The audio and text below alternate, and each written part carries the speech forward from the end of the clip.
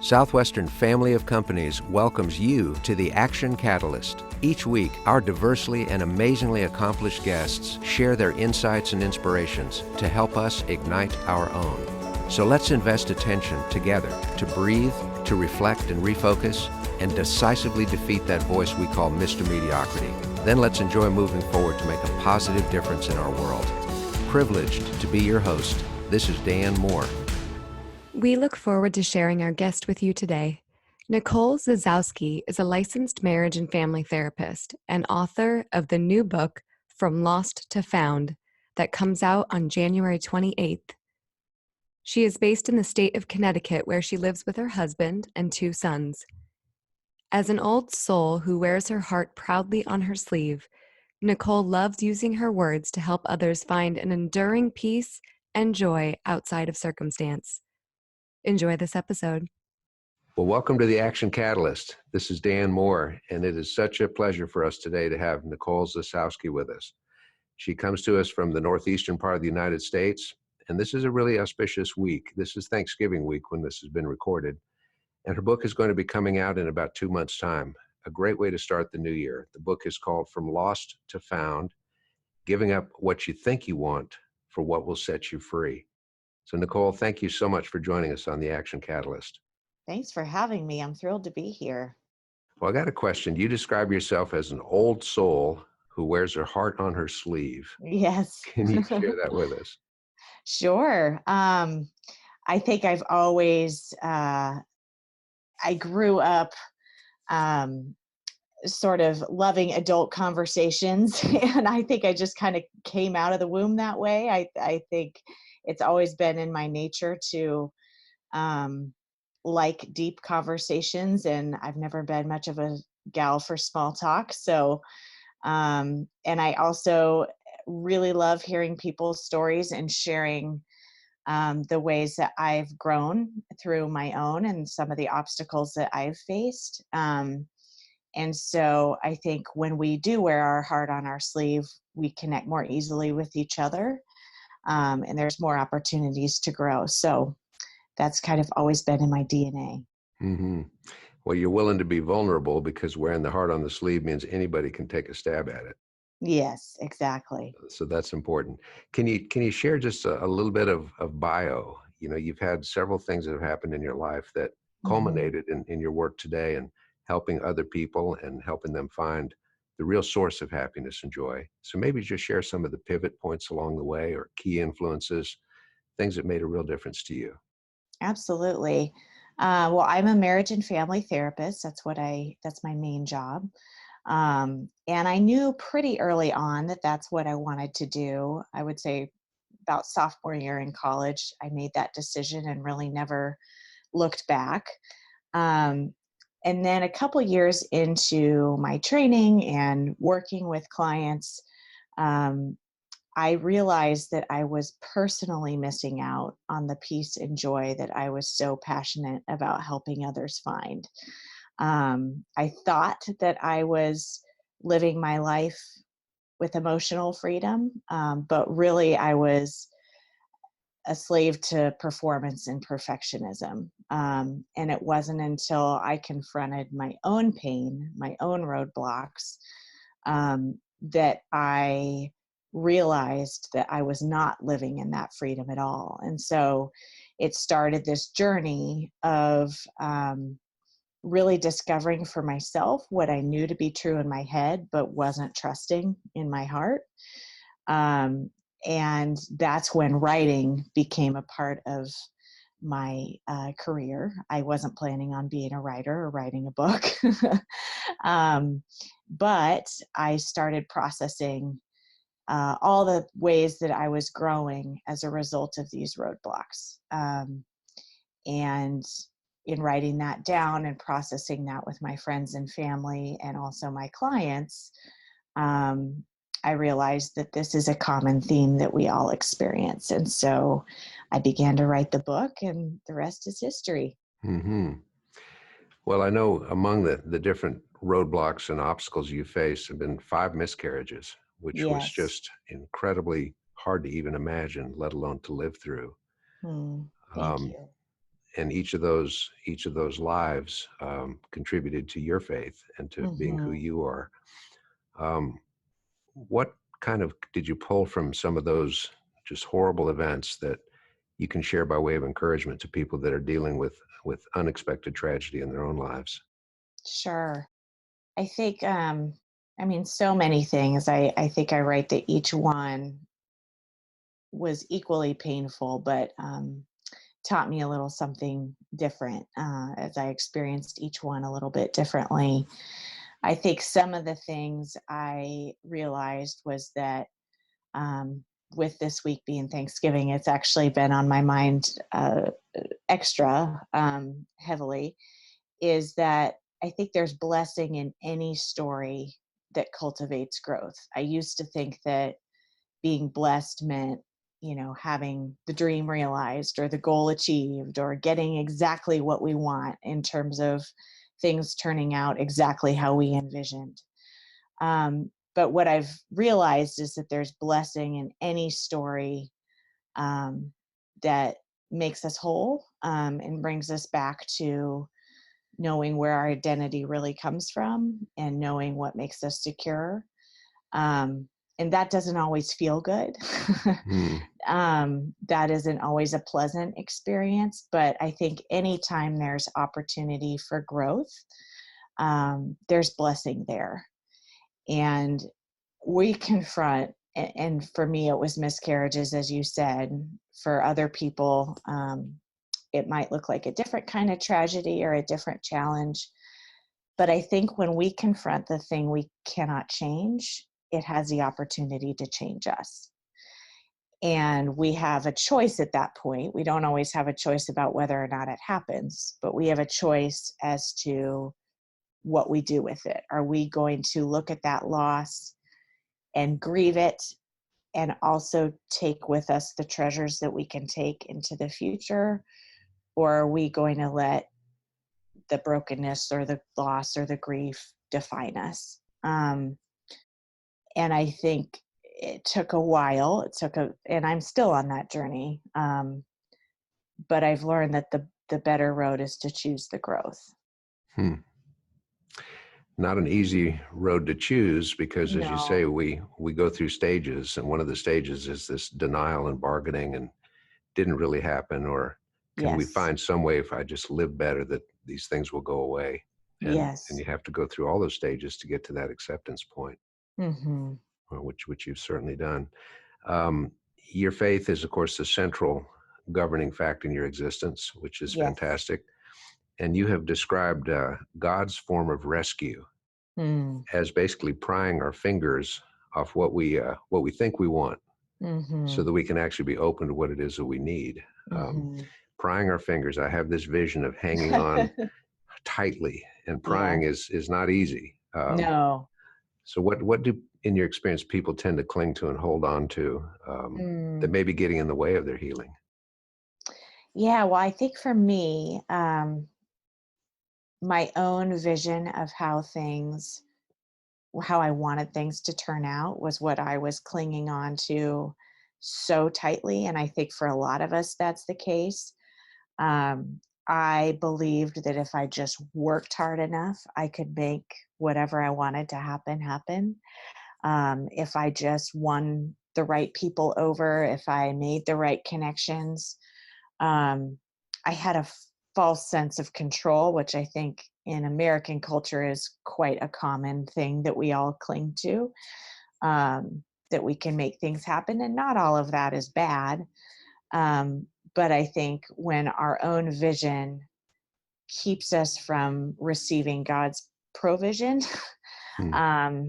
which I was so in that spot for so long, then sometimes God's rescue does look like that prying of our fingers off what we think we want and actually what will ultimately destroy us. And it doesn't feel loving all the time. It doesn't Hmm. feel warm and cozy. And I used to think of God's rescue as, again, receiving the things that I wanted or um, kind of that warm, cozy feeling. But I do know that he loves me enough to take my hands off what will hurt me and what I won't let go of on my own. And some of us have the foresight to let go of those things on our own. But the story I write about in the book, it was very much that prying. Mm-hmm. I was so hesitant to let go of my own performance, my own control, and my perfectionism, the things that made me feel valuable and safe. And when you consider that each of us is a pretty small island, Mm-hmm. trying too hard to control in an ocean, Mm-hmm. there's not a lot we can control, and it No, can get in the way of really hearing the proper message. exactly. I think you just described really what faith is all about, Nicole. It's Mm-hmm. it's it's the willingness to let go. Mm-hmm. You know, there's the ancient story of a person who fell off a cliff and caught themselves grabbing a branch just like that, and a voice from above said, "Just let go, Mm. just let go." And the person thought and thought, and then said, "Is there someone else up there I can talk to?" Because that letting go is so difficult, and we Yes, cling. So yes, exactly. Yeah, I think I was that person asking for about 5 different people I could talk to. so you found that when you could just let go, and as the proverb goes, let go, let God, Hmm. then you could start to heal more and become more just accepting of what's happening. Yeah, and I even played that out in my relationship with God. I thought that if I proved that I could grieve well enough for him, if I could show him that I was doing a good job, which didn't at all fit with what I knew to be true about God, but it just shows how tenacious some that grip is, because I was even trying to prove myself to him. And when I was just finally honest about how much that loss hurt, how fearful I was about losing more babies in the future, to miscarriage, that I was met with a comfort I didn't even know was possible. And I think that's what ultimately that prying is, not to hurt us. It's so that we can have open hands to receive a comfort and a love, and that we didn't know was possible before. That surpasses all understanding. Yes. Yeah. Amen. Hmm. Um, Along the way, Hmm. relationships, of course, have been very important. Have you learned that there's a sort of a category of person that we might think is our friend, but actually isn't who we should be spending time with? Someone that maybe is throwing gas on the fires instead of helping us put them Mm. out. Mm. Because you're in a relationship counseling business, and that's so important, the people we associate with. Any general thoughts or guidelines there when somebody's going through a really tough time? Absolutely. I think, thankfully, and you brought this up earlier, vulnerability, largely thanks to Brene Brown, has been more of a mainstream conversation in recent years. And I think it's a great conversation to be having. I think it connects us closely with each other. Um, I say that vulnerability is best served with boundaries. And what I Hmm. mean by that is, different relationships, uh, uh, sounds harsh, but have earned the right to hear different parts of our story. So obviously, vulnerability requires risk, but we're going to share different things with different people based on how safe that person has shown themselves to be.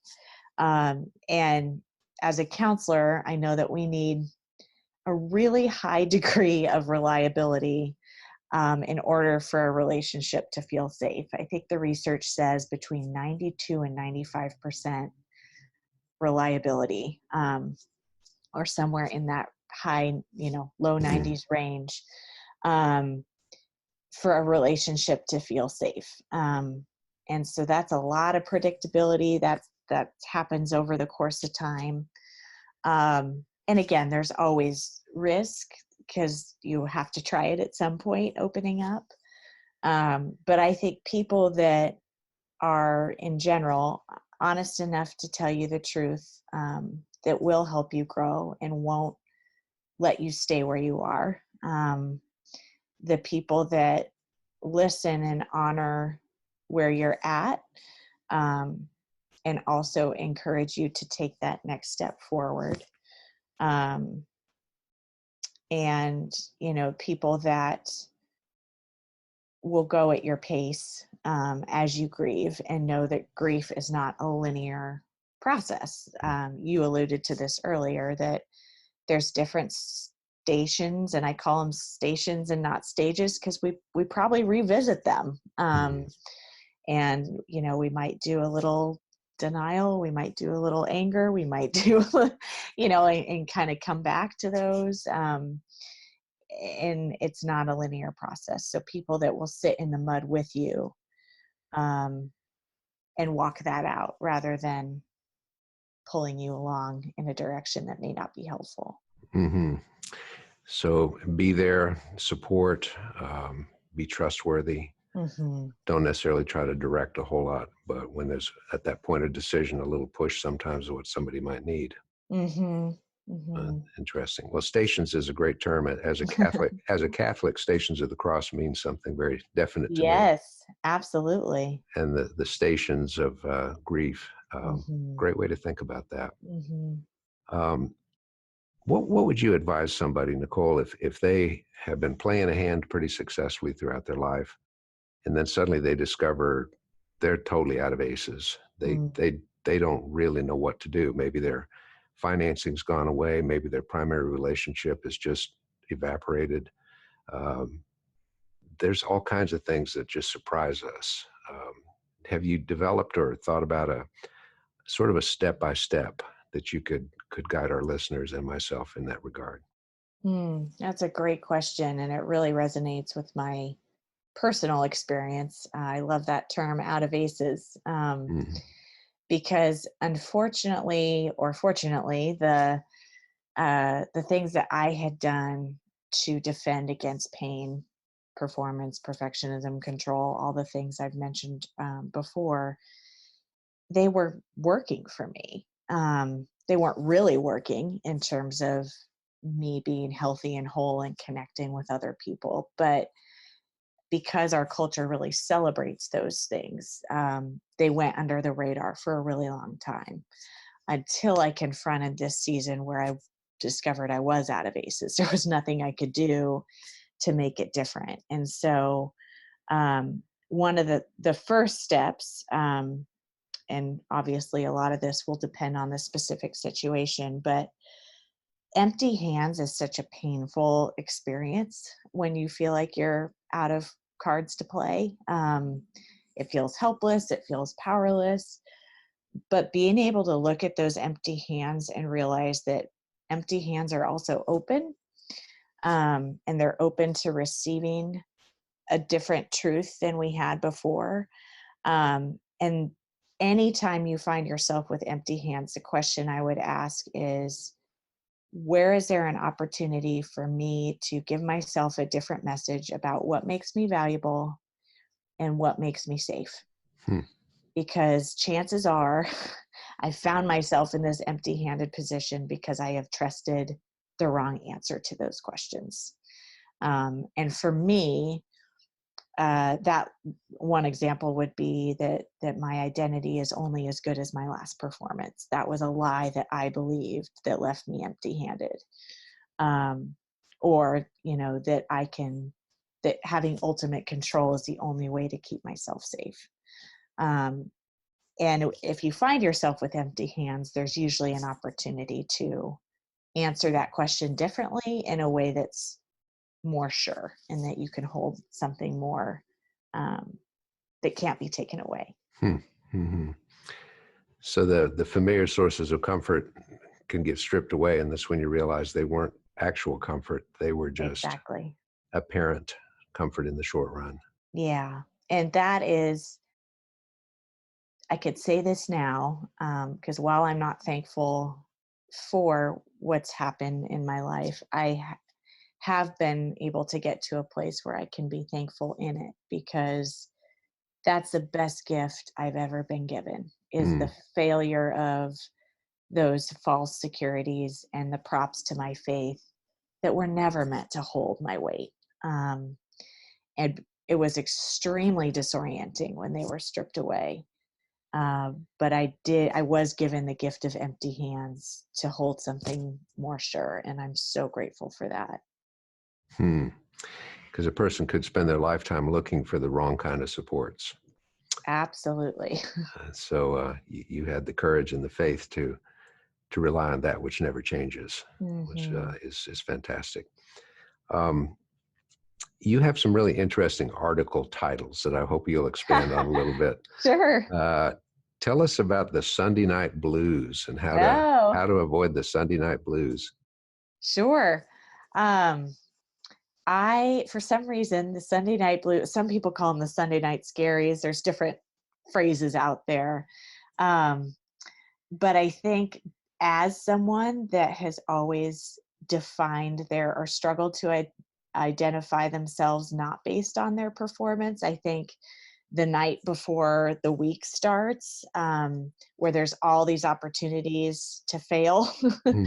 or succeed, made the week probably more daunting than um, it it should have been. And so the biggest tip I have on that one, now that I've been wrestling with this for a while, um, I have some more practical things, but also just this idea that reminding myself that my identity is not in what I do, that experiencing failure doesn't make me a failure, that there's a difference between experiencing disappointment and being a disappointment. And I think that has really freed me up to go for those goals, to reach out, to try things without feeling like my identity's on the line. Hmm. And it's made the week far less scary, even if I might be overwhelmed by the amount of things I have to do on a given week. When my identity is put on the line, that's where I start to feel the heaviness of the week ahead. But yes, and I also think, really using Sunday to rest, and not get ahead, and has just been a reminder for me that my life happens because of God's grace, not because of my own grit. And I'm still going to work hard. I'm still going to put my best effort toward what I feel like He's calling me to do. But ultimately, the gifts in life that I receive are a result of His grace and not my own grit. And so taking a day to not try and get ahead or outwork my projects reminds me of that truth, and it just puts me in a more settled place. I think I hear your next book title. His grace, not my grit. There you go. I'll keep that in mind, actually. Right. Well, I think we've all had the experience of wasting a Sunday because it's Mm, filled with dread of Monday. And yes. being in the moment is what you're talking about. And Hmm. willing to fail doesn't mean you're going to fail, but it's the Right. acceptance that it might not happen the way we want it to, but it'll Hmm. happen the way it's supposed to if we Hmm. do our best. Yep. And there's more opportunity there if we do fail. There's learning, there's growing, and there's an opportunity to try again. Right. That's awesome. Do you have kind of a morning routine, Nicole? Something that gets you started each day that is fairly Mm. consistent that you can pass on?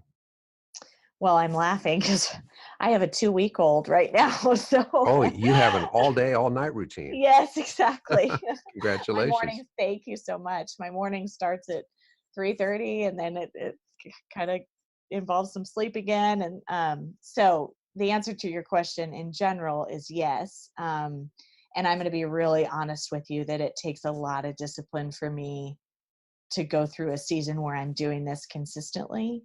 But when I was writing this book, was where I was best, when I was best at it, because it was essential that I get up and use those early morning hours. But I think your morning routine starts with a bedtime that is early enough and gives you enough rest to be able to do this. But um, I think the research has shown that we're most creative during those morning hours where we don't have the stress of interruption or filters on our mind and heart. We're sort of awake to the day fresh. And so I usually get my coffee, burn a candle, and just write. And it might be nonsense. It might be an outpouring of my heart to God. It might be book related, but it's usually going to be something that's journal like and helping me process um, the inner of my heart and mind, and getting that out on paper. Uh, and what that looks like is different on different days. And then I follow that with some sort of devotional I'm doing at the time, or, a chapter of Old and New Testament. I kind of go through different reading plans. So just to remind myself of that truth at the outset of the day before I need it. Because I find that if I wait for pain to come at some point during the day, or if I wait for that disappointment, and I'm scrambling to find that truth, it's a lot less effective than if it's been top of mind at the top of the day. Hmm. The whole notion that the time to develop emotional resilience is not the moment you need it. Exactly. Beforehand. Exactly. Putting on the full shield and armor before we're in the battle. Exactly. So that's powerful. Another one that's kind of related to this, because you spoke about be sure you get to bed at night. You have an article called Why Rest is Different Than Escape. What's that tell us? Yeah, I think this is tricky because, and it was an issue I was wrestling with this summer, because we can look at somebody resting or escaping and we may not be able to tell the difference between the two based on what they're doing. It's really a matter of the head and the heart. And being able to say, what is driving this rest or escape? Is it pain driven? Is it that I just want to check out, and that's more escape? It has a more numbing effect. And that's one of the ways that people cope with their pain, is to just numb out. And all that does is hit pause on the pain. It doesn't help us process it. It doesn't help us grow from it. It just hits pause on moving through it.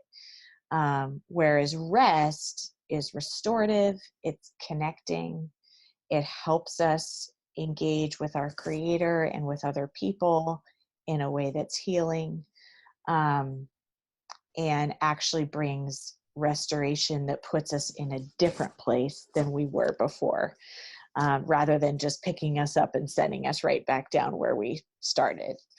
But largely, a lot of the activities that we do to rest or escape could fall into either category. It's just a matter of what's driving it and how you're spending that time. Vacations, I think, taking the right mindset to that it should be a chance to chill, of course, and relax a bit, but also to just let things flow. Yeah. Just don't try to control every moment of it. Otherwise, it becomes more like work, and not the joyful kind of work. So, exactly. yeah. And I actually wrote that article on vacation, I think, because I was wrestling with, I want to come back different. I don't just want to be so burnout and then go into numb out and then come back to the same place I was before. That's fantastic. Well, you use the word rest and restoration in the same sentence, and I think they go very closely together. They do. This is fantastic. Well, Nicole, I want all of our listeners and viewers to know about your book, From Lost to Found. It'll be available on January 28th at Amazon and where all great books are sold, and any Yes. place, in fact, which is great. Are there other ways people can connect with you? Do you have a website or things that you like to access for people? Absolutely. I love connecting with people on my website. And that's just my name, Nicole Zasowski, NicoleZasowski.com. And then Instagram is another place that I love connecting with readers and followers. and that's just my name as well. Well, that's good. So listeners, if you're driving, don't stop and write down that last name. Right. But there will be that opportunity. Yes. So Nicole, thank you so much for sharing part of your Thanksgiving week with us. Your message is of thankfulness. It is of true faith, and it really leads to the right kind of joy that does transcend all understanding. And your unselfishness, willingness to share, we thank you for that. Thanks so much for having me and giving me the opportunity to share. I really appreciate it. Good. And thank that 2-week-old for giving us 30 minutes of concentrated time. I will. Thank you. All right. Very best to you. Thank you so much. Thanks. If you enjoyed this podcast, please make sure to subscribe. To stay updated on everything that the Action Catalyst is up to, make sure to follow us on Facebook and Instagram at Action Catalyst and Twitter at Catalyst_Action. Thanks for listening.